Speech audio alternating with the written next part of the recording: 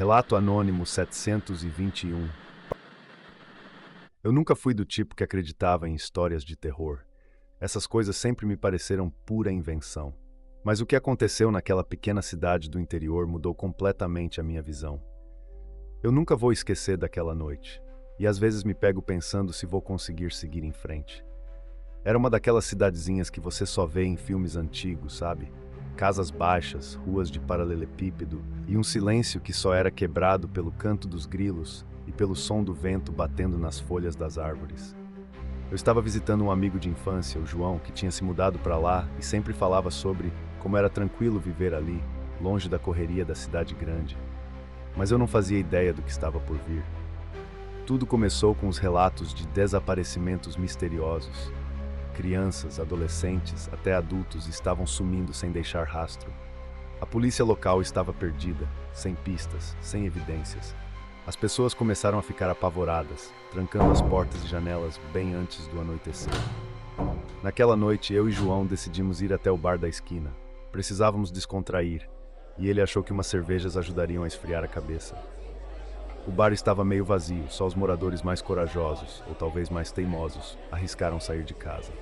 Entre uma conversa e outra, ouvimos um senhor falando sobre os animais que estavam aparecendo na cidade. Animais? Perguntei. Que tipo de animais? O velho virou para mim com um olhar que me gelou a espinha. Animais que não deviam estar aqui, ele disse. Grandes, ferozes, com olhos que brilham no escuro. Eles caçam à noite e parecem gostar do sabor do gosto de sangue humano. Eu ri, achando era só mais uma história para assustar os forasteiros, mas algo no jeito como ele falou me deixou desconfortável. Quando voltamos para casa, o caminho estava mais escuro do que eu lembrava.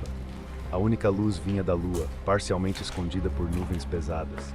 De repente, ouvimos um barulho estranho, como um rosnado baixo vindo do mato. Paramos, olhamos em volta, mas não vimos nada. Deve ser só um cachorro, disse João, tentando parecer calmo. Mas eu sabia que ele estava tão assustado quanto eu. Aceleramos o passo, mas o som nos seguiu, cada vez mais próximo, mais ameaçador. Meu coração batia forte no peito, e eu podia sentir o suor escorrendo pelas costas. Quando chegamos na casa de João, trancamos a porta rapidamente e apagamos as luzes. Ficamos em silêncio, tentando ouvir qualquer coisa do lado de fora. E então, lá estava novamente. Um rosnado, agora mais alto, mais próximo. E uma sombra enorme passou pela janela da sala. João e eu trocamos olhares, sem saber o que fazer. Peguei uma faca da cozinha, o único objeto que poderia servir de defesa. O som de algo arranhando a porta ecoou pela casa, seguido de um rugido que fez meus ossos tremerem. Podíamos ouvir passos pesados circulando ao redor, como se a criatura estivesse nos caçando. Por horas ficamos ali, presos pelo medo, esperando que aquilo fosse embora. E então, o silêncio. Um silêncio ainda mais assustador do que os sons que ouvimos antes. A primeira luz do dia começava a surgir, e com ela, a coragem para abrir a porta e olhar lá fora. O quintal estava destruído, marcas profundas no chão e nas paredes da casa. Mas o que mais me chocou foi a sensação de estar sendo observado. Olhei para a linha das árvores e vi 2 pontos brilhantes me encarando. E então, desapareceram, como se nunca tivessem estado ali. A luz da manhã trouxe um alívio temporário, mas a sensação de insegurança permanecia. A cidade estava diferente, o ar mais pesado, carregado de uma tensão invisível. Os moradores evitavam falar sobre o que estava acontecendo, mas o medo estava estampado em seus rostos. Crianças não brincavam mais nas ruas, e adultos se moviam apressadamente, sempre olhando por cima dos ombros. Os desaparecimentos continuaram. Toda noite, algo parecia sair das sombras e levar mais alguém. As pessoas começaram a deixar a cidade, abandonando suas casas e pertences, desesperadas para escapar do pesadelo. Aqueles que ficaram viviam em constante vigilância, trancados em suas casas antes do pôr do sol, sempre atentos aos menores ruídos. O clima estava afetando todos nós. Cada barulho inesperado fazia meu coração disparar, cada sombra parecia esconder um perigo iminente. Comecei a ter dificuldade para dormir, meus sonhos eram preenchidos por aquelas criaturas. Seus olhos brilhantes me perseguindo em pesadelos sem fim.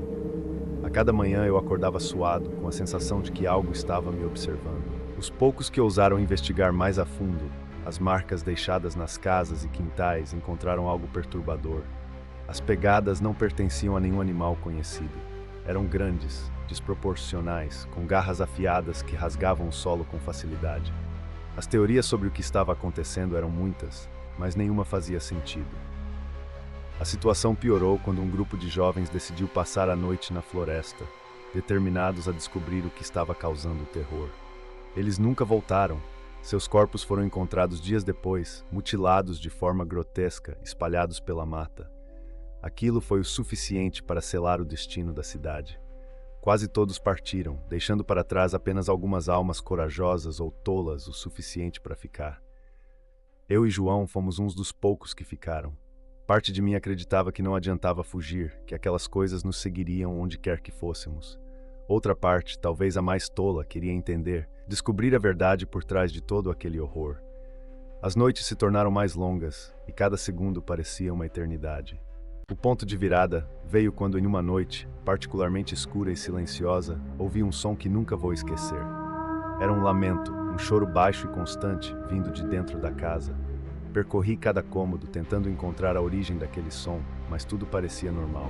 Até que, ao passar pela janela, vi novamente aqueles olhos brilhantes me encarando, desta vez mais próximos, mais ameaçadores.